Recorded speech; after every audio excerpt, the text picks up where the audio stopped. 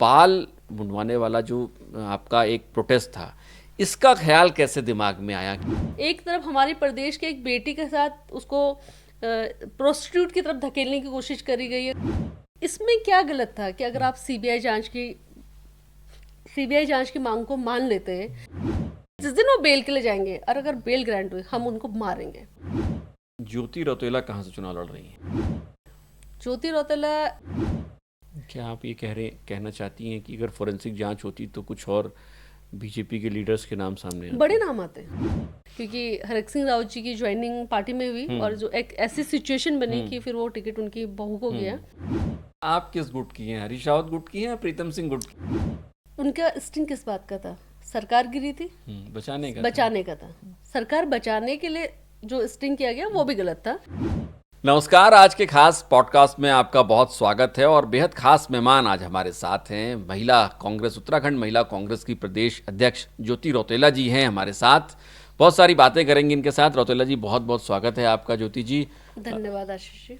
और शुरुआत, चूंकि आप एक महिला कांग्रेस की प्रदेश अध्यक्ष हैं, कांग्रेस की महिला कांग्रेस की प्रदेश अध्यक्ष होना अपने आप में बहुत कुछ होता है, क्योंकि कांग्रेस में आला कमान किसी वक्त जो है महिलाओं का ही बोलबाला वहाँ हुआ करता था और कई बड़ी लीडर्स को हमने देखा, और सोनिया गांधी तो कांग्रेस के लिए एक अपरिहार्य चेहरा है।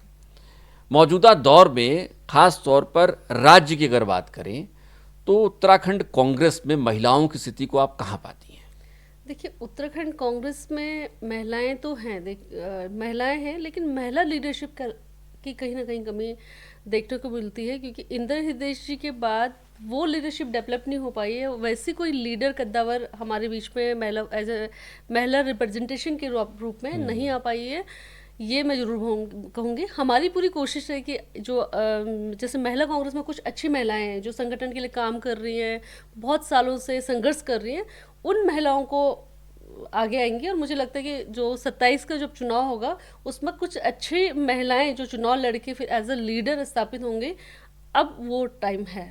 आपने बहुत बड़ी एक जो लकीर खींची गई उत्तराखंड में महिला लीडर के तौर पर कांग्रेस में, मुझे लगता है कि न सिर्फ कांग्रेस में बल्कि समूचे राज्य में इंदिरा हृदय जैसी जो महिला लीडर अगर हम देखें तो बहुत सारे तो पुरुष लीडर भी उनकी तरह काम नहीं कर पाते जितना उन्होंने किया। नहीं, इंदिरा हृदय जी अपने आप में एक शख्सियत थी और उनको बहुत डीपली नॉलेज था हर चीज़ का, हर सब्जेक्ट का। और मुझे लगता है कि वो जो अनुभव उनका था, जो एक्सपीरियंस उनकी लाइफ का था, उन्होंने पूरा वो राजनीति में समावेश किया। और वो ना तो भाजपा में भी है, भाजपा में कोई लीडर नहीं, एमएलए होना बहुत अलग बात है और लीडर होना अलग बात है। इंदिरा हृदय जी नेता थी, लीडर थी। वो उनको समूचा समाज जानता था, भाजपा के लोग भी उनको बहुत रिस्पेक्ट करते थे, कांग्रेस के लोग भी उनसे राय लेते थे। वो दूसरा कोई लीडर उस जगह पे आज अभी हमारे पास नहीं है, पूरे प्रदेश में नहीं है। लेकिन इसी से एक सवाल और उभरता है कि इतना बड़ा लीडर अपने भीतर या अपने इर्द गिर्द और लीडर्स को क्यों नहीं तैयार कर पाता होगा? आप भी महिला कांग्रेस की प्रदेश अध्यक्ष हैं, आप भी एक लीडर के तौर पर देखी जाती हैं।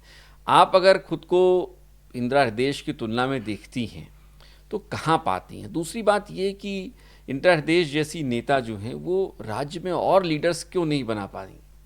देखिए, मैं आपको बताऊं, चाहे कांग्रेस है या भाजपा है, हम लोगों को महिलाओं को मौका देना पड़ेगा। इंदिरा हृदय जी को बहुत जल्दी मौका मिला, वो एमएलए बनी, मंत्री बनी और एक अनुभव उनके पास सालों का रहा। मैं उत्तर 2012 प्रदेश के समय से उत्तर अगर आप प्रदेश बात की करें, समय से बिल्कुल। मैं 2012 में एमएलए का चुनाव लड़ी, लेकिन 17 और 22 में कहीं किसी न किसी कारणवश मेरा टिकट कट गया और मैं अगर एक एमएलए होते तो शायद सरकार में मंत्री बन जाती। मंत्री बनी तो वो जो एक्सपीरियंस आपको काम करने से आता है, जो रिप्रेजेंटेशन आप लोग करते हो, आप लीडर किसको बोलते हो? जो लोगों के काम करें, जब मेरे पास कोई पद होगा, कोई पावर होगी और जो काम मैं उस वक्त लोगों का कर पाऊंगी, वो मैं संगठन में रह के नहीं कर सकती। संगठन में रह के मैं अपने संगठन के साथ, कांग्रेस पार्टी के साथ महिलाओं को जोड़ सकती हूँ, ऑर्गेनाइजेशन को बिल्डअप कर सकती हूँ। लेकिन समाज के लिए अगर मुझे काम करना है तो उसके लिए मुझे कहीं ना कहीं एमएलए बनना पड़ेगा, पावर में आना पड़ेगा, तभी मेरे लोग सुनेंगे।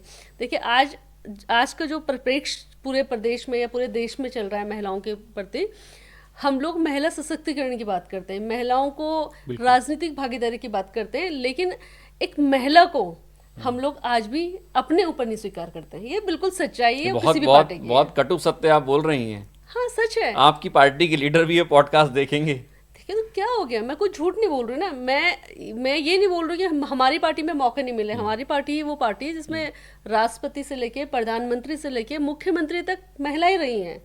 स्पीकर महिला रही है, मीरा कुमार जी को आप याद करिए, इंदिरा जी रही हैं, हमारी पार्टी के अध्यक्ष सोनिया जी रही हैं, शीला दीक्षित जैसे मुख्यमंत्री महिला के रूप में हमारी पार्टी ने हमें दिया। लेकिन वो कितने लोग हैं, वो कितनी महिलाएं हैं जिनको मतलब ये मौका मिल पा रहा रिप्रेजेंटेशन कम है। कम है 100%। आपकी पार्टी में भी कम है, दोनों पार्टियों में कम है, उत्तराखंड में भी कम है, उत्तराखंड में भी कम है। कैसे बढ़ाएं इसको? आप संगठन में हैं, बढ़ाइए इसको। मैं तो अगली बार ये जो 2027 का चुनाव का कम से कम 10 महिलाओं के लिए टिकट मांगूंगी। अगर मेरे नहीं, सीनियर्स वो 33% वाला क्यों नहीं लेके आ जाती हैं भाई? 70 विधानसभाएं हैं तो 33% सरकार को लागू करना होगा इसको। हम तो आप चाहते हैं आप इंटरनल लागू कर लीजिए, सरकार की बातें तो अलग है। देखिए बिल्कुल आप ठीक बोल रहे हैं। मैं भी आपकी इस बात से इत्तेफाक रखती हूँ, और मैं भी चाहती हूँ कि महिलाओं का रिप्रेजेंटेशन बढ़े। और अगर हम लोग किसी मांग को कर रहे हैं, गवर्नमेंट, हमारी पार्टी ने तो राज्यसभा में लागू किया था पर लोकसभा में लागू नहीं हो पाया, और अब जो लागू जिस तरीके से करा है बीजेपी की सरकार ने, और जो कम से कम 2034-35 के बाद की बात है, तब तक तो शायद हमारी भी उम्र हो जाएगी, हम पॉलिटिक्स कितना कर पाएंगे। तो वो एक्चुअली अभी लागू हो जाना चाहिए। सरकार के पास इस वक्त पूरी वो थी, पावर थी कि वो इस विधेयक को पास करे और महिलाओं को मौका दे। हम महिलाओं की, चाहे कांग्रेस पार्टी है चाहे भाजपा है, हम महिलाओं की बात करते हैं, महिला सशक्तिकरण की बात करते हैं। हमारी पार्टी ने तो राजीव गांधी एक्ट लेके आए। हम लोग, राजीव जी जब हमारे प्रधानमंत्री थे तो उन्होंने महिलाओं की भागीदारी राजीव गांधी पंचायती एक्ट में करी।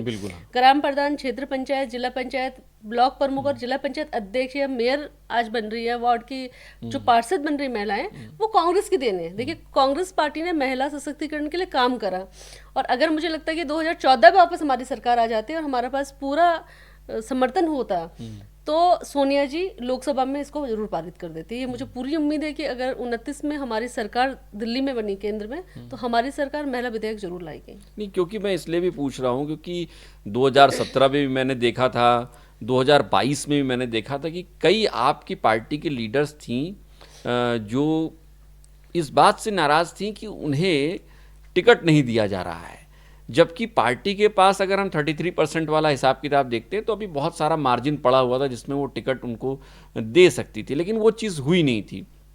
तो चूंकि आप खुद महिला कांग्रेस के प्रदेश अध्यक्ष हैं, तो क्या हम आपसे ये उम्मीद कर सकते हैं कि आने वाले वक्त में जब आप संगठन की मीटिंग्स में बैठ रही होंगी तो अपनी संगठन पे ये दबाव बना रही होंगी कि हाँ भाई 33% कम से कम, नहीं तो चलो 25% ही तो दे दो, एश्योर तो कर दो। अभी भी जब मीटिंग्स में बैठते हो या अभी भी जब लीडरशिप से बात करते हो, मैं हमेशा ये बात करती हूँ कि आप महिलाओं की बात करते हैं तो आप महिलाओं को रिप्रेजेंटेशन देने का मौका दीजिए।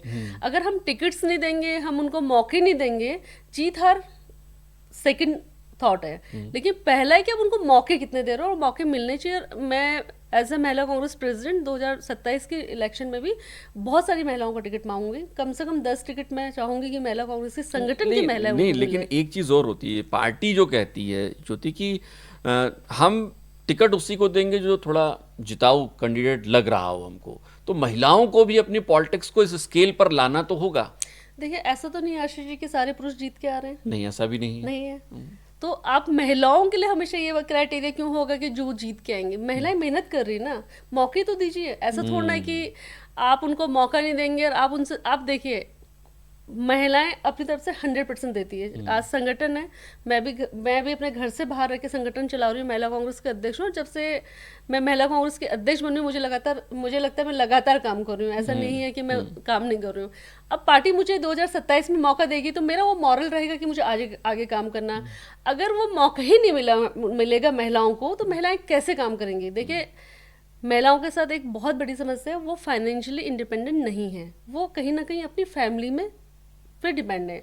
दूसरी चीजें उनके घर है, बच्चे हैं, फैमिली है और फिर राजनीति है। वो एक साथ सारी चीजों को कर रहे हैं। पुरुष के मुकाबले कहीं ना कहीं महिला के लिए राजनीति करना आज भी इस समाज में भी मुश्किल काम है, बहुत आसान नहीं। आपको भी मुश्किल होती है? 100% मुश्किल होती है, बहुत सारी मुश्किलें आती हैं, और बहुत सारी मुश्किलें आती हैं। उन लड़ाइयों को आपको लड़ना पड़ता है, विद इन पार्टी भी लड़ना पड़ता है, बाहर पार्टी के बाहर भी लड़ना पड़ता है, और एज ए वुमन ये बहुत आसान जॉब नहीं है। अच्छा, आपका एक जो, हालांकि अभी आपने जिक्र किया, इससे हम भी इत्तेफाक रखते हैं कि पिछले कुछ वक्त में जब से आप महिला कांग्रेस की प्रदेश अध्यक्ष बनी हैं, आप खासा एक्टिव हैं, प्रोएक्टिव बल्कि हम कह सकते हैं, और आपने कई मसलों पर कई बार सरकार को घेरा और सरकार को मजबूर किया कि इस चीज़ को वो कंसीडर करे। ये जो बाल मुंडवाने वाला जो आपका एक प्रोटेस्ट था, इसका ख्याल कैसे दिमाग में आया कि अच्छा हम ये प्रोटेस्ट, क्योंकि आमतौर पर महिलाओं की उनके सौंदर्य का प्रतीक उनके बाल होते हैं, लंबे बाल होते हैं, फिर भारतीय जो जनमानस है उसमें महिलाएं इस तरीके से बाल नहीं मुंडवाती हैं, कोई खास प्रयोजन होता है तभी। एक राजनीतिक विरोध के लिए ये करना कैसे ख्याल आया? क्या इससे बात आगे तक थी क्या? बेसिकली ये राजनीतिक विरोध नहीं था, मैं आपको बताऊँ, ये मतलब ये बहुत सारे लोगों के मन में है। और ये दिक्कत क्या हुई कि मैं बहुत इमोशनल लड़की हूँ और मैं उत्तराखंड से, गांव से पली बड़ी निकली हुई लड़की हूँ। अंकिता भंडारी वाला केस ऐसा था जो इमोशनली पूरे प्रदेश को हिला दिया था, और हम लोगों के अंदर वो भावना थी कि यार ये क्या हो गया प्रदेश में। नहीं, ये मैं आपको रोक रहा हूँ क्योंकि ये बात आप राजनीतिक रूप से कह रही हैं या एक उत्तराखंड की सामान्य महिला के तौर पर? मैं उत्तराखंड की बेटी के रूप में ये बात कर रही हूँ। मैं उत्तराखंड की बच्ची के रूप में, एक बच्ची की लड़ाई के रूप में बात कर रही हूँ। देखिए, अंकिता भंडारी वाला इशू था, हमको पता चला कि लोग हाई कोर्ट बेल के लिए चले गए। उसी वक्त अगर आपको याद होगा तो मणिपुर में महिलाओं को नग्न करके घुमाया था। वो जब हमने मुंडन कराया था वो 4-5 दिन पहले की बात थी। और मैं, आपको यकीन नहीं करोगे, मैं 3 रातें सोई नहीं सोती कि हम ऐसे देश में हैं, या ऐसे देश के आज हालात हो गए कि जहाँ एक तरफ हमारे प्रदेश के एक बेटी के साथ उसको प्रोस्टिट्यूट की तरफ धकेलने की कोशिश करी गई, अगर नहीं हुआ तो वो लड़की उसको, उसकी हत्या कर दी गई, और मेरे प्रदेश में सरकार उसमें सीबीआई जांच के लिए भी नहीं मानी। दूसरी तरफ हमारे ही देश में महिलाओं को नग्न करके घुमाया गया, उनके साथ बलात्कार की घटना होती है। आप सोचिए, एक महिला होने के नाते मुझे लगता है कि आप सब भी इस चीज़ से इत्तेफाक रखते होंगे, सिर्फ महिलाएं नहीं रखती होंगी, कि कितनी बड़ी घटना है ये इस प्रदेश में या इस देश में कि महिलाओं को इस तरीके से हरास किया जा रहा है। तो मेरे को लगा कि मैं क्या करूं, और मुझे किसी ने इन्फॉर्मेशन दी कि पुलकी तारे वगैरह सब नैनीताल हाई कोर्ट चले गए और इनकी बेल हो सकती है। और मुझे लगा कि मैं इसके लिए क्या ऐसा करूं कि इनकी बेल रुक जाए। एक थॉट आया, बहुत सोचा, मेरे को कोई समझ नहीं आया। मेरे को, मेरी फैमिली को या मेरे लीडर्स को भी नहीं पता चला मैं क्या कर रही हूँ। मैं सीएम आवास घेराव रखा। जिस दिन घेराव था, मैंने महिला कांग्रेस के कुछ साथियों को बोला कि आज मैं मुंडन करवा रही हूँ। तो किसी को एक्चुअली किसी को नहीं पता था, ना लीडर्स को पता था। या आप पहले से मन बना के आई थी, ना परिवार के लोगों को भी नहीं बताया? मेरे फैमिली को भी नहीं पता था, क्योंकि फैमिली को अगर मैं पहले बता देती तो वो भी नहीं, मतलब देखिए, जैसे आपने बोला कि हमारे समाज में, हमारे परिवारों में ये चीज़ें नहीं स्वीकारी जाती। तो मैंने तो, अब मुझे लगता है जब मैंने मुंडन भी करवाया गया तो मैंने उसके बाद फोटोग्राफ्स भी, जो होता है पहले हम व्हाट्सएप स्टेटस लगाते तो 5-6 दिन 7 दिन वो भी नहीं लगाई थी। मेरा बस, मैंने अब मेरे साथ जो लोग बच्चे काम करते हैं, मैंने उनको बोला कि आप व्यवस्था करो कि मुझे मुंडन कराना कैसे होगा। और एक मेरे साथ जो मेरी साथी हैं शिवानी मिश्रा जी, जब मैंने सुबह बोला उनको कि करवा रही, तो उसने कहा मैं भी करवा रही हूँ। और सिर्फ इसलिए, क्या वो कोई राजनीतिक स्टैंड नहीं था, कुछ नहीं था, वो एक दर्द था एक महिला का, और मुझे उन लोगों की बेल नहीं चाहिए थी, और इसलिए हम लोगों ने उस दिन ये मुंडन करवाया। मतलब मेरे को कोई ऑप्शन ही नजर नहीं आया। मुझे लगा कि ये एक प्रेशर हो सकता है, क्योंकि वो फिर प्रेशर था वो, अगर वो देखोगे, मैंने उस वक्त देखा 1-2 दिन बाद कि वो नेशनल न्यूज़ थी, और वो 40 से ज़्यादा बड़े मीडिया हाउसेस में चली है, जो जिसकी आज मेरे पास सारी चीज़ें हैं। तो वो मैं भी एक्सपेक्ट नहीं कर रही थी कि इतना बड़ा होगा। अगर ऐसा मुझे राजनीतिक करना होता तो पहले मैं उसे अनाउंस करती, फिर उसके बाद मैं जाके सबको बताती, और फिर मैं उसका फुटेज लेती। पर बेसिकली वो एक मन में थॉट आया और मैंने वो करा, क्योंकि मुझे लगा मुझे ये करना चाहिए। मैं सिर्फ और सिर्फ अंकिता की लड़ाई और पूरे प्रदेश और देश में जिस तरीके से महिलाओं के साथ हो रहा था, और मणिपुर की घटना ने मुझे बहुत झकझोर दिया था। एक तरफ हम यहाँ अंकिता की लड़ाई लड़ रहे थे और दूसरी तरफ वो केस हुआ था, तो मैं कुछ नहीं सोच पाई। मैंने वो मुंडन बस एक, क्या कहते हैं कि भावना बस करवा दिया। मुझे लगा कि मुझे ये करवा के शायद ये बेल रुक सकती है, और वो हुआ। पार्टी का कैसा रिस्पॉन्स था उसके बाद, और परिवार का? देखिए, मेरे हस्बैंड का मुझे पहला कॉल आया जब वो लाइव चला, तो उनका मुझे फ़ोन आया, ये क्या करवाया? मैंने उनको एक दिन पहले बोला था यार शायद मैं मुंडन कराऊँ, तो उन्होंने बोला था यार नहीं, मजाक। उनको सीरियस नहीं लगा। बाकी फैमिली में किसी को नहीं पता था कि मैं मुंडन कराऊंगी। हस्बैंड को मैंने रात को बोला कि कल एक प्रोटेस्ट है, हो सकता है मैं मुंडन कराऊँ, तो उनको लगा कि ऐसे बोल रही, उनको यकीन नहीं हुआ। तो उन्होंने मुझे पहला फ़ोन उनका ही आया, हम बल्कि वो बस में थे जिसमें मैं डिटेन किया था, और कि मैं लाइव देख रहा हूँ मुंडन करवाया तुमने, और हमारा 1 महीने बाद ही गृह प्रवेश था, घर लिया था हमने तो गृह प्रवेश था कि ये क्या कराया, मम्मी पापा बोलेंगे। तो मैंने उनको बोला कि देखिए मुझे जो ठीक लगा मैंने करा, मेरे अंदर बहुत पेन था और मेरे को लगा कि मुझे करना चाहिए इसलिए मैंने करा। तो ठीक है, मेरे घर वालों का खराब रिस्पॉन्स किसी का नहीं था, थोड़ा इन लॉज को लगा कि मतलब आप समझ सकते हैं कि ये बिल्कुल। क्या कर दिया। तो फिर मम्मी पापा को मैंने समझाया कि पापा, मतलब जब फोन पे तो कितनी बात करती, उनको तो 1 हफ्ते बाद पता चला, पर जब उनको पता चला तो मैंने उनको बात करी और ठीक था। उसके बाद उन्होंने मुझे कुछ ऐसा नेगेटिव, किसी ने मेरे परिवार में, फैमिली मेरी बहुत सपोर्टिव है पॉलिटिक्स में, तो उन लोगों ने मुझे कुछ नेगेटिव नहीं करा। हाँ, एक मेरा डर था इन लॉज के साइड से, पेरेंट्स तो बचपन से जानते हैं मेरा नेचर, तो उनको पता है ये कुछ भी बोलती तो करती है, तो ठीक है। तो ठीक था, मतलब ऐसा नहीं था कि बहुत खराब किसी का था। थोड़ा सा हस्बैंड हल्की नाराजगी थी। मैंने मम्मी पापा को, मतलब उनको लग रहा था कि ये क्या कर दिया, दोनों साइड के मम्मी पापा को, कि उनको लग रहा था कि मुंडन करवा दिया, ये सब चीज़ें नहीं होती, जैसे आपने बोला कि हिंदू धर्म में, सनातन में ये सब महिलाएं मुंडन नहीं कराते, तो ठीक है, वो था उनका एक पॉइंट ऑफ व्यू। पार्टी में कैसा रिस्पॉन्स रहा इसके बाद? पार्टी में देखिए सब लोग, सारे लीडर्स ने अच्छा सपोर्ट करा, किसी ने कुछ नेगेटिव नहीं करा, और पार्टी के लीडर्स ने सबने अपने अपने हैंडल से बकायदा इस चीज़ को डाला कि हमारी महिला कांग्रेस के अध्यक्ष ने ऐसा करा। मेरे दिल्ली की लीडरशिप ने बहुत अप्रिशिएट करा मुझे। सेम डे दिल्ली की जो लीडरशिप है उनके रात को 6, साढ़े 6, 7 बजे से कॉल आने शुरू हो गए थे, ये क्या कर दिया, ऐसे क्या हुआ, सबने बात करी। ऐसा कोई व्यक्ति नहीं था मेरी लीडरशिप, मेरे संगठन में, जिसको पता चला और उसने मुझे कॉल नहीं करा कि तुमने क्या करा। मैं समझ पा रहा हूँ कि आप शायद इमोशनल हो रही हैं इस पूरे मैटर पे बात करते हुए। यकीनी तौर पर किसी महिला के लिए इस तरीके का फैसला लेना एक बहुत बड़ा कदम होता है। ज्योति, क्या आप मानती हैं कि अंकिता को न्याय मिल गया? नहीं, मैं नहीं मानती। देखिए, उम्र कैद एक लीगल वे में आप गए और आपने केस फाइट करा, उम्र कैद की सजा हुई, लेकिन आज भी वो सवाल वहीं का वहीं है कि ऐसा क्या था कि रातों रात बुलडोजर चला। जो वीवीआईपी था उसका नाम आज भी उजागर नहीं हुआ, क्योंकि वो भाजपा की सरकार थे, भाजपा के लोग, पूर्व राज्य मंत्री का बेटा उसमें इन्वॉल्व था, कुछ बड़े लोगों का और नाम आना था जो नाम आज भी नहीं खुले। आपने देखा जिस दिन अंकिता भंडारी का डिसीजन आया, वो जो अपराधी था वो ऐसे हाथ हिलाते हुए गया जैसे जैसे उसको मेडल मिला, और वो जेल के अंदर बोला कि अब रोक लोगे। और मैं आज आपको फिर बोल रही हूँ कि अगर हाई कोर्ट वो गए हैं अभी बेल के लिए, और जिस दिन वो बेल के लिए जाएंगे और अगर बेल ग्रांट हुई, हम उनको मारेंगे, अब हम न्याय करेंगे। नहीं, आप बहुत बड़ी बात कह रही हैं, आप मारेंगी उनको? हाँ, मैं पकड़ के मारूंगी उनको, क्योंकि आपको पता है जिस वे में, जिस तरीके से वो जाके ऐसे हाथ हिलाते हुए चला गया बंदा, उसने हमारे पूरे समाज को एक डर पैदा कर दिया। अपराधी क्या ऐसे जाते हैं? कोई हीरो तो नहीं था, अवार्ड लेके तो नहीं जा रहा था। एक उम्र कैद की सजा हुई जिस कैदी को, वो इतने कॉन्फिडेंस में चला गया, क्या किस बात का कॉन्फिडेंस था? कुछ तो होगा ना, कहीं तो वो अपने आप को प्रोटेक्ट फील कर रहा है, उसको लग रहा है मैं बाहर आ जाऊंगा, अब क्या करोगे मेरा, और वो बोला है जेल के अंदर किसी को ये बात कि अब हो गया। अच्छा, ये पुलकित आर्या वगैरह ने बोली है ये बात? पुलकित आर्या और उसके साथ जो दूसरा लड़का, ये बकायदा बोले वहाँ पे किसी कैदी को कि अब क्या कर लेंगे, उम्र कैद हो गई, अब हमको हाई कोर्ट से बेल मिल जाएगी।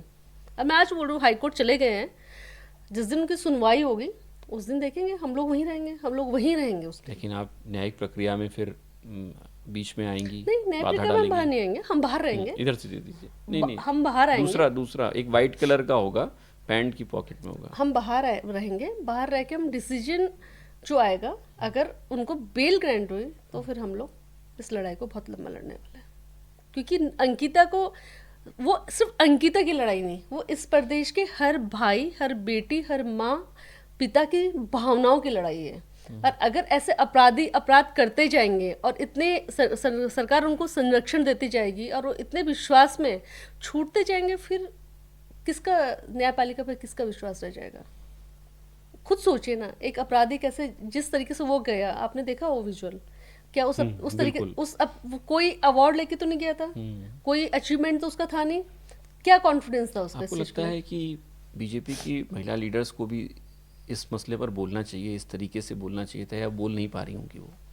नहीं, देखिए, बीजेपी और वुमेन तो बोल ही सकती मैं भी बोल रही हूँ, बीजेपी और कांग्रेस बाद में है, पहला प्रदेश है हमारा, हमारी पार्टी से पहला मेरा प्रदेश है। मेरे प्रदेश की एक बेटी के साथ अगर कोई घटना हुई तो क्या बीजेपी की चाहे रेखा आर्य जी हैं, चाहे रितु खंडूड़ी जी हैं, चाहे बाकी उनकी लीडर्स हैं, क्या उनको इस पर आवाज़ नहीं उठानी चाहिए थी? क्या अंकिता भंडारी केस की सीबीआई जांच नहीं होनी चाहिए थी? इसमें क्या गलत था कि अगर आप सीबीआई जांच की मांग को मान लेते और जो वीवीआईपी था उसको नहीं बचाने की कोशिश करते? रेणु बिस्सी पे इतने सवाल उठे कि डीएम तक ये बोला कि मैंने आदेश नहीं दिया बुलडोजर चलाने का, उनका ट्रांसफर हो गया, उस पर कोई बात नहीं हुई। क्यों?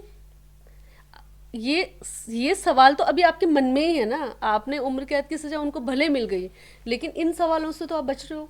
और सिर्फ अंकिता भंडारी के केस में नहीं, किसी भी केस में महिलाओं के साथ पिछले 3 साल में एनसीआरबी की रिपोर्ट के मुताबिक 2500 से ज्यादा रेप केसेस हुए हैं महिला और बच्चों के साथ, नाबालिग बच्चों के साथ। किसी मुद्दे पे देख लीजिए, आप बोलिए। अनामिका शर्मा तो भाजपा की पूर्व जिलाध्यक्ष हरिद्वार में, मैंने उस पर यहाँ भी प्रेस करी, मैंने हरिद्वार भी गई, मैं हरिद्वार एसएसपी से भी मिली और उस बच्ची से भी मिली। एक माँ अपनी बेटी के साथ, 13 साल की बेटी के साथ बलात्कार करवाती अपने ही बॉयफ्रेंड और उसके फ्रेंड से। ये उस बच्ची का स्टेटमेंट है, उसने मुझे दिया, मीडिया को, पुलिस को भी दिया। और भाजपा क्या करती है? 10 मिनट की ऑडियो उसकी आई थी, बिल्कुल सोशल मीडिया पे वायरल हुई, उसकी फोटोग्राफ्स आई। 20 दिन भी नहीं हुए थे उसको जेल में गए हुए। और आप यकीन नहीं करोगे, जब मैं उस बच्ची को जाके मिली और मैं बाहर आके मेरे हाथ कांप रहे थे, मैं 1 घंटा ये सोचने लगा दी कि माँ ऐसे कैसे कर सकती है। और उस बच्ची का लास्ट क्वेश्चन था कि आंटी मेरे को एक डर है। मैंने बोला क्या? कि अगर वो मेरी माँ को बेल मिल गई ना तो मेरे फादर को और मेरे को मरवा देंगी। 13 साल की बच्ची हो। क्या करा भाजपा ने? कांग्रेस ने मांग की कि फॉरेंसिक जांच की जाए उनके फ़ोन की, नहीं हुई। क्यों नहीं हुई? उसमें बड़े बड़े लोग इन्वॉल्व हैं, वो तो केवल मोहरा थी। जो औरत, जो महिला अपनी बेटी के साथ ये सब कुछ करवा सकती है, तो आप सोचिए कि उसने समाज में कितने लोगों के साथ क्या गलत नहीं किया होगा। लेकिन उस पर कोई चर्चा ही नहीं है, बात ही नहीं है। क्या आप ये कहना चाहती हैं कि अगर फोरेंसिक जांच होती तो कुछ और बीजेपी के लीडर्स के नाम सामने बड़े नाम आते, इसीलिए सब चीज़ों को चुपचाप से किया जा रहा है। मैं तो 2-3 बार उस पर, जो एसएसपी हरिद्वार है उनसे बात हुई मेरी, मैंने बच्ची से जब मैं मिली उसके बाद मेरे को बहुत कंसर्न था। मैंने पुलिस पर दबाव 100% दबाव होगा। सरकार इनकी है, सत्ता इनकी है, पुलिस के दबाव के बिना कुछ हो सकता है? पुलिस के दबाव के बिना ये जो हुआ अंकिता के साथ हो सकता था? देखो, दबाव होता है, सरकार को, जो भी सरकारें होते हैं प्रशासन उनके हिसाब से चलता है। लेकिन इतना मत करिए ना, इतना मत करिए कि आपका प्रदेश आपकी राजनीति के भेंट चढ़ जाए, और वो आज हमारे प्रदेश में हो रहा है। बहुत यकीनी तौर पर आपकी भावनाओं को समझा जा सकता है। ज्योति, थोड़ी राजनीति की ओर चलते हैं। मौजूदा दौर में उत्तराखंड में कांग्रेस की राजनीति को आप कहाँ पाती हैं? ख़ास तौर पे जब से करण माहरा प्रदेश अध्यक्ष बने हैं। आप महिला प्रदेश के अध्यक्ष हैं, करण माहरा, आप दोनों ही बहुत यंग हैं। पहले हमने ऐसी परंपराएं नहीं देखी हैं कांग्रेस में। पहले प्रीतम सिंह, यशपाल आर्या, हरीश रावत, किशोर उपाध्याय, इन्हीं में घूमता रहता था सारा मामला जो है, या बुजुर्गवारों को कमान दी जाती थी। लेकिन इस बार पहली बार हम देख रहे हैं कि युवाओं को चेहरा बनाया गया है। क्या स्थिति सुधरी है इससे? देखिए, जब हरीश राव जी या यशपाल आर्य जी या प्रीतम सिंह जी, गणेश कुदियाल जी, हरक सिंह राव जी यंग थे, उन लोगों को भी मौके मिले। वो भी प्रदेश अध्यक्ष की या सीएलपी की पोजीशंस में रहे, मुख्यमंत्री की पोजीशन में हरीश राव जी भी रहे। और ये जो राहुल गांधी लगातार बोलते कि युवाओं को मौका मिलना चाहिए, युवा चेहरों को मौका मिलना चाहिए, तो ये अच्छी परंपरा है कि करण माहरा जैसे यंग प्रदेश अध्यक्ष आए। मुझे भी, मैं अपने आप को भाग्यशाली मानती हूँ कि मैं एक नॉन पॉलिटिकल फैमिली से हूँ, लेकिन मुझे भी बहुत कम उम्र में इस प्रदेश में महिला कांग्रेस के अध्यक्ष के रूप में काम करने का मौका मिला। और अगर आप आज देखोगे तो हमारे बहुत सारे जिला अध्यक्ष भी वो लोग हैं जो हमारे साथ यूथ कांग्रेस से निकले हुए नए लोग हैं। और जब नए लोगों को मौका मिलता है तो मुझे लगता है कि वो डबल एनर्जी के साथ काम करते हैं, और वो और लोगों को भी पॉलिटिक्स में आने के लिए मोटिवेशन मिलता है। लोगों को लगता है कि चलिए, ऐसा नहीं होगा कि मुझे तब मौका मिलेगा कि कई बार हम देखते हैं कि यहाँ बड़ी अंदर कश्मकश चलती रहती है। बुजुर्गवार जो पार्टी लीडर हैं वो कहीं रस्सी खींच रहे हैं, जो युवा हैं वो कहीं खींच रहे हैं। कभी ऐसा होता है कि किसी बात पर ठन जाती है, फिर कहीं कार्यकारिणी नहीं बन पा रही है, कहीं मीटिंग नहीं हो पा रही है, कहीं प्रभारी नाराज चल रही है। ये कब बंद होगा कांग्रेस में? नहीं नहीं, प्रभारी तो देखिए नहीं नाराज हैं कहीं पे भी, लेकिन ये जरूर है कि सब लोगों को संतुष्ट करना मतलब मुझे नहीं लगता कि पॉसिबल है किसी भी पार्टी में, कांग्रेस या भाजपा में। बीजेपी में तो बहुत हद तक है। नहीं, उनके में बहुत अंदरूनी लड़ाई है, बस ये है कि हमारी लोगों को दिखती है और उनको दिखती नहीं है। जो तो कम से कम इतना ही कर लेते हैं। नहीं, इतना आज तो कोई लड़ाई आपको नहीं दिख रही होगी। आज अच्छा, तो सब मतलब लोग है लेकिन दिख नहीं रही है। नहीं नहीं, ऐसा नहीं है, लेकिन फिर भी आज ऐसा नहीं है। सब लोग, सारे लीडर्स आज एकजुट होके, एक साथ होके, सारी चीज़ों पे एक मत होके आज लड़ाई लड़ रहे हैं इस प्रदेश की। और मुख्य विपक्षी पार्टी है कांग्रेस। कांग्रेस को 2022 में मुझे लगता है कि पूरे प्रदेश में हम 1,12,13,000 वोट से हारे हैं। ऐसा नहीं है कि हम बहुत माइनस है, प्लस माइनस 1-2% का है। और आज भी लोगों की उम्मीदें कांग्रेस से, जो काम कांग्रेस की सरकारों में हुआ वो भाजपा सोच भी नहीं सकती। ना उनके पास वो थिंक टैंक है, ना उनके पास वो पॉलिसीज है। वो कितनी बातें कर लें, अगर वो धरातल पे बता दें कि हाँ हम लोगों ने ये काम करे हैं जिनकी वो बातें करते हैं, तो नहीं है। देखिए, भाजपा सत्ता में बना रहना चाहती है। वो चाहती है कि हम लोग कुर्सियों पे काबिज रहे। अब आप सोचिए ना, जिला पंचायत के इलेक्शन आपके सामने है। जिला पंचायत के इलेक्शनों में अगर इस प्रदेश में गोली चली, नेता प्रतिपक्ष यशपाल आर्य जी, भुवन कापड़ी जी, सुमित हृदय जी और पूर्व विधायक संजीव आर्य जी, अगर इनके साथ धक्का मुक्की हुई या हाथ भी लगाया और उसके बाद इन्हीं के खिलाफ अपहरण की एफआईआर दर्ज हो गई, कितनी बड़ी बात है। और सत्ता पक्ष देख रहा है, जो कल से आप देख रहे होंगे कि सत्र चल रहा है। सत्र में आप विपक्षी लोगों को सुनेंगे नहीं। क्या मांग कर रहे थे? एसएसपी डीएम का सस्पेंशन मांग रहे थे? नहीं, ट्रांसफर मांग रहे थे। आप इतना नहीं कर पाए मुख्य विपक्षी दल के लोगों की बात सुन के। कांग्रेस ने तो हमेशा सबको साथ लिया। हमारी सरकार है, ऐसा नहीं हुआ कि भाजपा के लोगों के साथ हम लोगों ने गलत करा। हमने सबका काम किया, लेकिन ये एक तरफा वन साइडेड डिसीजन दे रहे। देखिए, पंचायती राज में भी जो आरक्षण हुआ, अगर इसको चैलेंज कर लेना तो आज भी ये सारे इलेक्शन इनको दोबारा कराने पड़ेंगे। ये गलत हुए हैं, लेकिन भाजपा मनमानी कर रही है। अराजकता का माहौल पूरे प्रदेश में आ गया। गोली देवभूमि उत्तराखंड में गोली इलेक्शन में चल रही है। जिला पंचायत के सदस्यों का अपहरण हो रहा है। इससे पहले हुआ क्या इस प्रदेश में? इस तरीके की कोई घटनाएं हुई? तो आप सोचिए कि भाजपा सिर्फ सत्ता में बने रहना चाहती है और उसके लिए वो कुछ भी करना चाह रही है। भाजपा के प्रदेश अध्यक्ष महेंद्र भट्ट जी, जब वो परसों ये बात बोल रहे थे, मैं उनको बहुत रिस्पेक्ट करती थी, सीनियर है, चलो पॉलिटिकल विचारधाराएं हमारे अलग होंगे, लेकिन आप बहुत बड़े उम्र में। और जब वो ये बोल रहे थे कि कांग्रेस झूठ बोल रही है और सामने वीडियो में विजुअल चल रहे हैं कि भैया सदस्य उठाए गए, तो आप सोचिए कि अगर हम लोग, देखिए राजनीति अलग जगह है और मेरा प्रदेश अलग जगह है। हम लोग राजनीति क्यों करते हैं? लोगों के लिए कर रहे हैं या खुद के लिए कर रहे हैं? लोगों के लिए। राजनीति का जो असली अर्थ है कि हमें समाज के लिए, लोगों के लिए काम करना है। भाजपा केवल खुद के लिए काम कर रही है। वो समाज से उसका कोई सरोकार नहीं है। उसको जिला पंचायत भी अध्यक्ष भी बनने, सदस्य हमारे जीते, जनादेश हमारे लोगों को मिला, 115 भाजपा के जीते, बाकी सारे निर्दलीय या कांग्रेस के जीते। आपने जिला पंचायत अध्यक्ष बना दिया पैसे के दम पे। आपके पास पैसा बहुत है, आपकी सरकार है, आपकी सत्ता है, लेकिन उसमें आपने जो मैसेज पूरे प्रदेश में दिया, जो माहौल आपने पूरे प्रदेश में तैयार किया, वो तो यूपी बिहार जैसा हो गया। हम तो कभी सुनते थे कि बिहार में ऐसा हो जाता है, यूपी में ऐसा हो जाता है। आपने सुना था कभी देवभूमि उत्तराखंड में ऐसा हो जाता था? और आज एक नैरेटिव सेट है, पूरे देश में लोग ये चर्चा करते हैं कि उत्तराखंड सबसे ज़्यादा जो नंबर 1 है वो भ्रष्टाचार में है।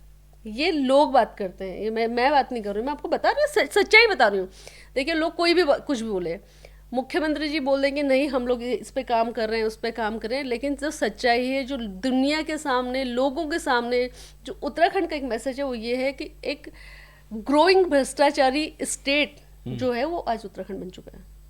लेकिन आपके पार्टी के बड़े लीडर हैं हरीश रावत जी, उनके तो स्टिंग भी आ गए थे, तो ये दौर तो उसी समय से चल रहा है। देखिए, उनका स्टिंग किस बात का था? सरकार गिरी थी, बचाने का था। सरकार बचाने के लिए जो स्टिंग किया गया वो भी गलत था, और वो परंपरा भी अच्छी नहीं थी। अगर वो स्टिंग हुआ भी तो वो भी ऐसा नहीं था कि उस प्रदेश के लिए कुछ अच्छा मैसेज था। गिराने की परंपरा अच्छी नहीं थी, लेकिन बचाने की परंपरा, देखिए, जो आदमी बैठा हुआ वो तो अपने आप को बचाएगा ना। वो अपने आप को बचाएगा। लेकिन हरीश रावत जी ने ऐसा तो नहीं करा कि कहीं गोलियां चलवा दी, कहीं लोगों को उठवा दिया, एमएलए को कैद कर दिया, ऐसा तो नहीं करा ना हरीश रावत जी ने। हरीश रावत जी जैसे लीडर आज आप बताइए ना प्रदेश में कौन है? पूरे प्रदेश में आप बता दीजिए कि जो लीडर है, मतलब आप सच्चाई भी है, जो लीडर है वो कांग्रेस के ही लीडर है। भाजपा में आज रेखा आर्य हैं, सुबोध उनियाल जी हैं, सतपाल महाराज जी हैं, सारे कांग्रेसी हैं। अभी भी कांग्रेसी हैं वो। दिल्ली में भी और यहाँ पे नहीं, दिल से कांग्रेसी हैं। सौरभ भाई हैं, चाहे सेंटर में है चाहे स्टेट में है, सत्ता तो कांग्रेस के लोग ही चला रहे हैं। और आप हमारे लोगों को ले जा रहे हैं बार बार, क्योंकि आपके लोगों में काबिलियत ही नहीं है कि वो सरकार को चला पाए। नहीं तो क्यों नहीं, आप रिक्वायरमेंट तो है? देश की सबसे पुरानी पार्टी हैं, तो पहले एक ही पार्टी थी, सारे नेता वहीं से निकल रहे हैं। आप तो पाठशाला हो गए ना। लेकिन अच्छा, एक सवाल इस पे ज्योति और है आपसे कि ये जो पार्टी छोड़कर जाने वाले नेता जब वापसी करते हैं, इसको आप कैसे देखती हैं?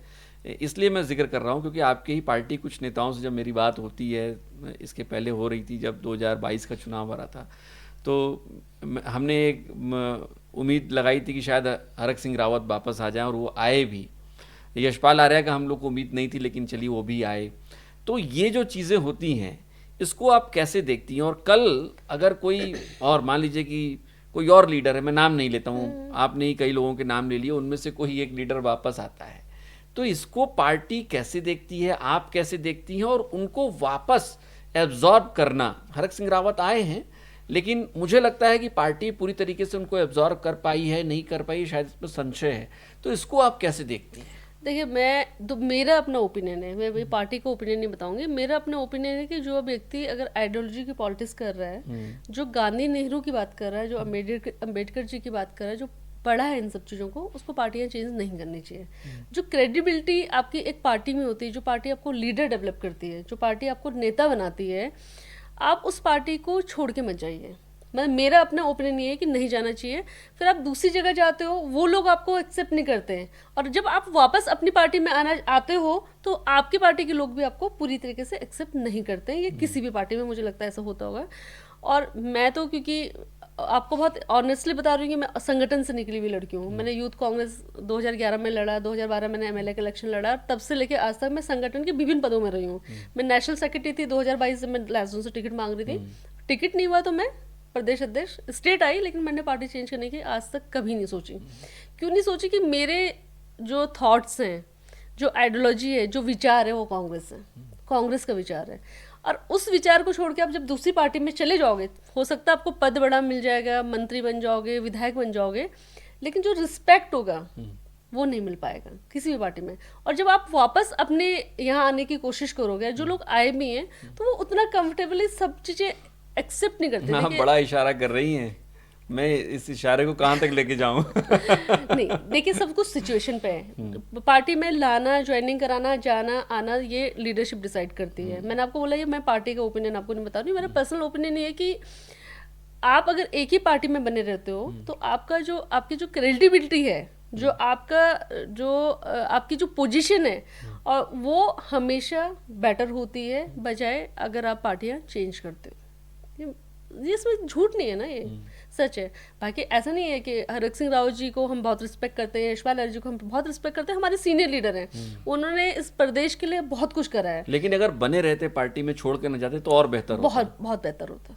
ये मानती हैं? हाँ, ये मैं मानती हूँ, ये सच्चाई भी है कि अगर आप अब जब लौट के आए हैं तो थोड़ी मुश्किल हो रही है आप लोग को? नहीं, हमें कोई मुश्किल नहीं हो रही है। मुझे नहीं लगता कि पार्टी के वर्कर को कोई मुश्किल होगी। उन हो सकता है उन लोगों को कोई मुश्किल हो रही हो।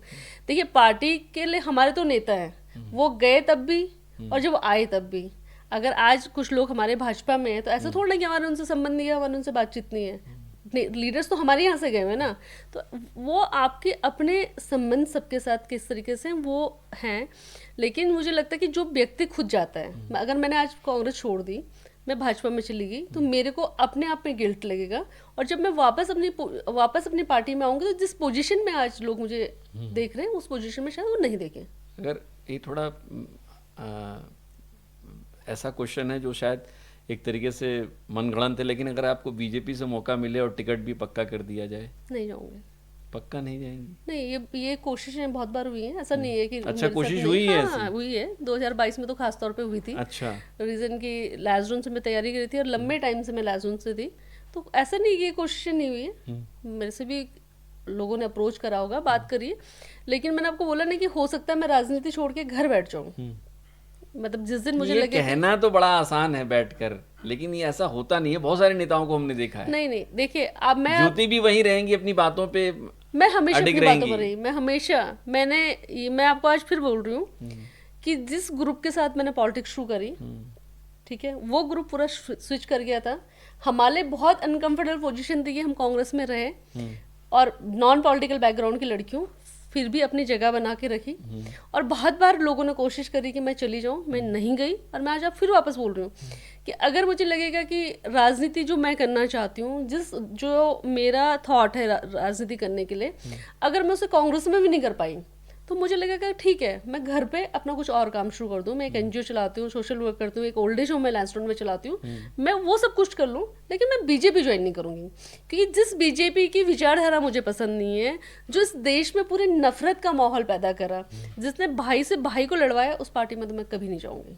ये मैं मतलब ये स्टेटमेंट आप मुझसे आज पूछिए, आपसे 25 साल बाद पूछिएगा, मैं कुछ कोई और पार्टी कभी ज्वाइन नहीं करूंगी। लेकिन समाज सेवा तो कर ही सकती हैं आप ना, समाज पार्टी सेवा में तो- रहते हुए, बीजेपी में भी रहते हुए, अगर एमएलए बन गई तो। समाज सेवा मैं अपने एनजीओ से भी कर सकती हूँ, मैं लोगों के लिए आज भी काम कर रही हूँ। मैं जब पॉलिटिक्स में नहीं आई थी, जब मैं 19 साल की एक लड़की थी, जब मैं तब लैंसडाउन में एक ओल्ड एज होम मैंने स्टार्ट किया, बनते बनते 2015 से रनिंग चल रहा है, आज 42 लोग वहाँ पर रहते हैं, और बाकी कुछ प्रोजेक्ट्स पे भी काम करती हूँ, तो मैं उससे कर लूँगी। समाज सेवा के लिए, समाज सेवा करने के लिए राजनीति सिर्फ इसलिए जरूरी है कि आपको थोड़ी पावर आती है, थोड़ी power अधिकारी आती है। आपकी सुनते हैं, ब्यूरोक्रेसी या जिन लोगों से आपका काम है वो थोड़ा इजीली हो जाता है। लेकिन समाज सेवा ऐसा नहीं है कि आप सिर्फ राजनीति में रह के कर सकते हैं। अच्छा ज्योति, आपके पार्टी के बहुत बड़े लीडर हैं, उत्तराखंड के बहुत बड़े लीडर हैं हरीश रावत, उनकी राजनीति को मौजूदा दौर में आप कहाँ पाती हैं?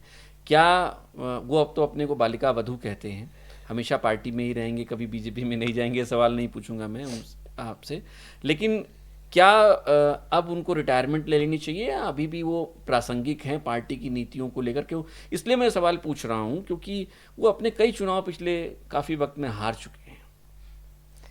देखिए, अब आपको फिर वापस एक बात बोलती हूँ, लीडर एमएलए या मंत्री नहीं होता, लीडर वो होता है जिसके पीछे जनता है। जीत हार उसके लिए कोई जीत हार होती रहती है, लेकिन हरीश रावत जी लीडर है, मास लीडर है, लोग उनके पीछे हैं।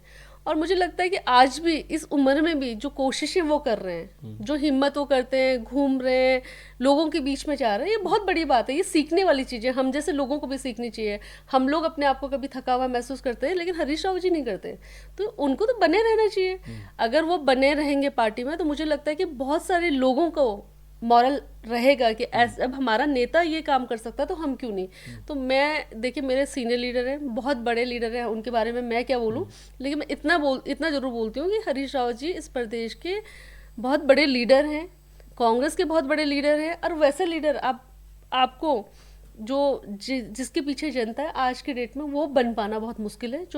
जो पुराने लीडर्स हैं हमारे, वो वही कर सकते थे। अच्छा, आप किस गुट की हैं? हरीश रावत गुट की हैं या प्रीतम सिंह गुट की हैं? नहीं, मैं किसी गुट की नहीं हूँ, मैं कांग्रेस पार्टी की हूँ। गुट हैं तो? नहीं, गुट नहीं, मैं गुट की बात भी नहीं करूंगी, लेकिन देखिए, हर आदमी किसी न किसी को फॉलो करता है। मेरे नेता राहुल गांधी जी हैं, और मैं कांग्रेस पार्टी की वर्कर हूँ, संगठन की एक लड़की हूँ, और मैं कांग्रेस के साथ हमेशा रहना चाहती हूँ। मेरा नेता, मैंने जिस आदमी को देख के कांग्रेस पार्टी ज्वाइन करी, जिस आदमी को देख के मैं कांग्रेस में आई या मैंने पॉलिटिक्स शुरू करी, वो राहुल गांधी है। तो मेरे जो नेता है, मैं उनको राहुल गांधी जी को मानती हूँ। अच्छा, मुख्यमंत्री पुष्कर सिंह धामी की राजनीति को आप कैसे देखती हैं, और मौजूदा सरकार की जो कामकाज हैं, खास तौर पे महिलाओं के एंगल से देखें तो? देखिए, सच बताऊं तो कामकाज तो कुछ भी नहीं हो रहे। मतलब अगर आप मुझे कोई काम गिनवा देंगे, आ गया, नकल विरोधी कानून आ गया, जिसको बार बार वो हाइप दे रहे हैं। अच्छा, यूसीसी में क्या आया, ऐसा क्या है यूसीसी में अलग, जो मैं अभी आप ही के कॉन्क्लेव में सुन रही थी कि वो बोल रहे थे कि लिव इन रिलेशनशिप को लेके बहुत भ्रामक बातें चल रही हैं। एक तरफ आप हिंदू धर्म की बात करते, सनातन की बात करते, एक तरफ आप कह रहे थे कि आप यूसीसी में रजिस्ट्रेशन कराए और लिव इन में साथ रह सकते हैं। मुझे नहीं लगता कि देश में कहीं और होगा, और ना ही मुझे लगता है कि मेरे प्रदेश में या कहीं भी, बॉलीवुड को छोड़ दीजिए, उसके अलावा कोई भी ओपनली अनमैरिड लोग साथ में रहना, माँ बाप पसंद करें, हो सकता है बच्चे पसंद करें, लेकिन माँ बाप कभी ये अलाउ नहीं करेंगे। ना वो हमारी संस्कृति है, ना हमारा समाज अभी आज भी इतना डेवलप नहीं है कि इस चीज़ को स्वीकारेगा। दूसरी बात, क्या आप क्या शादी जैसे सस्ता पे बिलीव नहीं करते? भाई आप शादी जैसे सस्ता पे बिलीव नहीं करोगे तभी तो लिव इन में रहना चाहोगे। अगर 18 साल की लड़की है, 21 साल का लड़का है, उसको लिव इन में रहना, वो शादी करे। तो यूसीसी में आपने अलग क्या करा, और यूसीसी का बेनिफिट इस प्रदेश को क्या मिला, ये मुख्यमंत्री जी को बताना चाहिए। भू कानून पूरा प्रदेश पूरा की इतनी बड़ी लड़ाइयाँ चल रही थी, आपने उधम सिंह नगर हरिद्वार छोड़ दिया, बाकी जिलों में आपने बोला कि हमने लागू कर दिया, नगर क्षेत्र हमने छोड़ दिए। क्या था उसमें? आप याद करिए, इस प्रदेश में अपने नकल विरोधी कानून की बात करें, पहली बार ऐसा हुआ कि एग्जाम होते रहे, बड़ी मुश्किल से लोग अपने बच्चों को पढ़ाते हैं, मध्यम वर्गीय लोग, परिवार के लोग हैं, अपना जीवन का जो सबसे जो बचा कुचा पैसा है, उनको लगता है कि अपने बच्चों को किसी तरीके से सेटल कर दें। बच्चे सरकारी नौकरियों की तैयारी किस सरकार में करें? हर सरकारों में करें। भाजपा की सरकार में ऐसा क्यों होता है कि सारे पेपर लीक होते हैं? पेपर लीक होते हैं, ठीक है, वही तो रोकने के लिए लाए। लीक हुए क्यों? ठीक है, आप नकल विरोधी कानून ले आए, उसके बाद बच्चों ने आंदोलन करा, आपने उन पे लाठीचार्ज कर दिया। भाई ये तो बहुत बड़ा आंदोलन था। ये कांग्रेस पार्टी ने, हमारे जो नेता उपसदन है भुवन कापड़ी जी ने सबसे पहले ये उसमें सदन में उठाया था ये वाला मुद्दा। उसके बाद बेरोजगार संघ ने भी ये मुद्दा उठाया, और पूरा प्रदेश का युवा आज परेशान है। आप नकल विरोधी कानून लाए, आपकी जिम्मेदारी थी और अच्छी बात है, लेकिन इस प्रदेश के ऐसे हालात क्यों हैं जो आपका नकल कराते पकड़ा गया? हकम सिंह आज तो जिला पंचायत सदस्य बन गया, बेल पे आया, चुनाव लड़ गया, चुनाव भी जीत गया। कैसे आ गया इतनी जल्दी बेल पे? जिसने पूरे प्रदेश के बच्चों के साथ खिलवाड़ किया, सरकार ने उसके खिलाफ क्या काम करा? देखिए, सरकार भटकाने का काम करती है। मुख्यमंत्री जी बहुत युवा मुख्यमंत्री हैं, बहुत दौड़ भाग भी करते हैं, मैं देखते रहती हूँ, सोशली बहुत एक्टिव भी हैं, लेकिन जो पॉलिसीज होनी चाहिए इस प्रदेश के लिए, महिलाओं के लिए, युवाओं के लिए, जो रिक्वायरमेंट है, उस पर बात नहीं हो रही है। आप महिलाओं के लिए, महिला सशक्तिकरण के लिए क्या काम कर रहे हैं?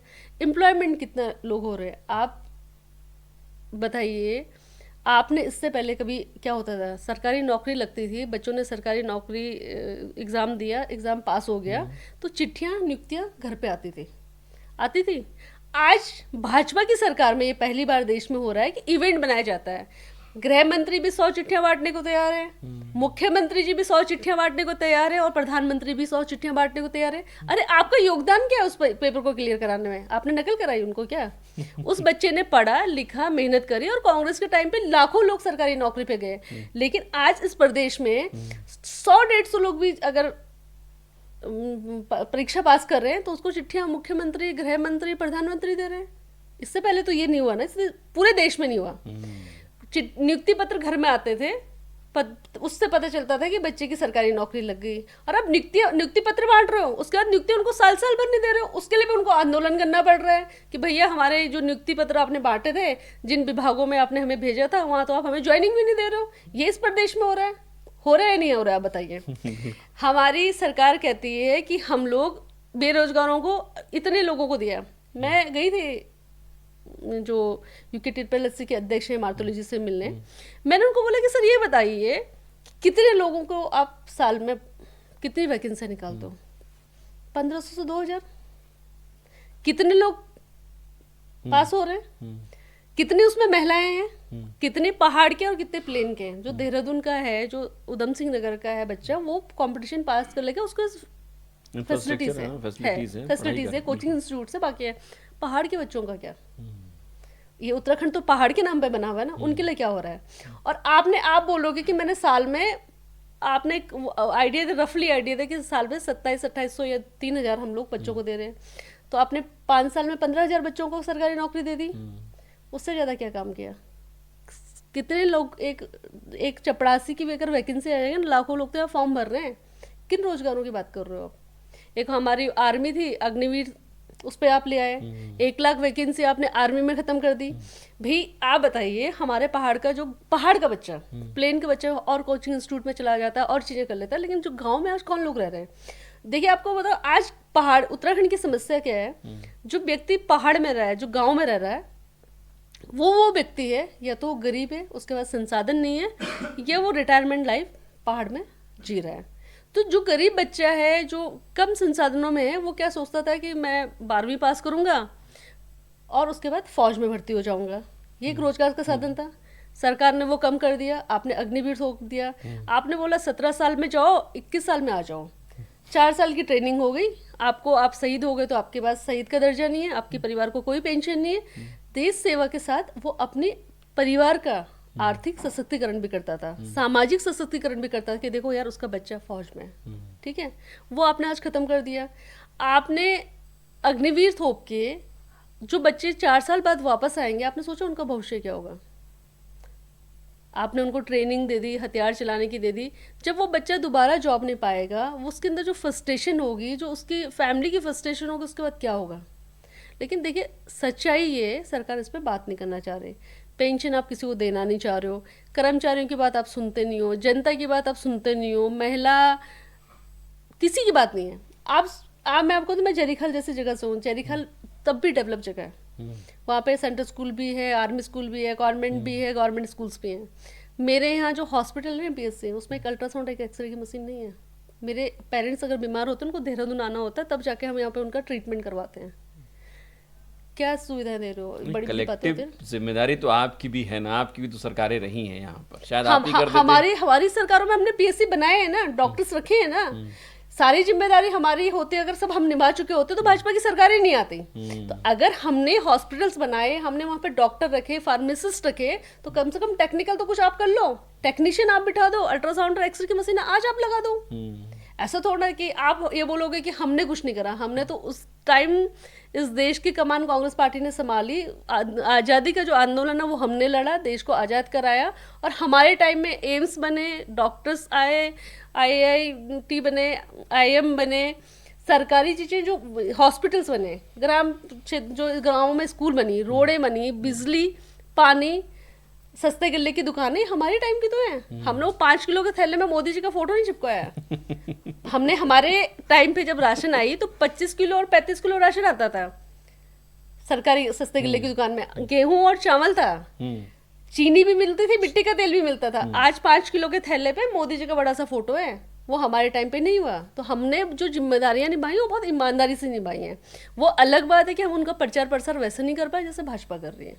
अच्छा, 2027 की ओर बढ़ते हैं। 2027 में महिला कांग्रेस, क्योंकि देखिए संगठन बहुत बड़ी ताकत होती है, और बीजेपी, आप लोग भी मानते हैं इस बात को कि बीजेपी की जो संगठन है वो बड़ा मजबूत है और वो उनकी बैकबोन है।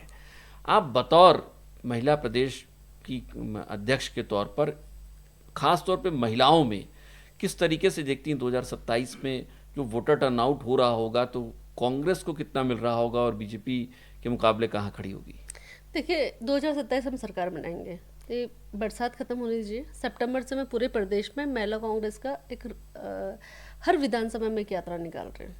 जो भाजपा की जो पॉलिसियां हैं, जिन्होंने आज हमारे प्रदेश का जो माहौल ख़राब किया, भ्रष्टाचार है, बेरोजगारी है, स्वास्थ्य की जो प्रॉब्लम है, महिलाओं के ऊपर जो अत्याचार हो रहे हैं, एक पूरी यात्रा मैं 70 की 70 विधानसभा में ये कोशिश है संगठन और खास तौर पे महिलाओं को जिंदा करने की, दोबारा संगठन को जिंदा करने की, ताकत झोंकने की। ये कोशिश है लोगों को अवेयर करने की, लोगों को बताने की कि हमने क्या करा और भाजपा क्या नहीं कर पा रही है, और हम आपको क्यों हमारे साथ आना चाहिए।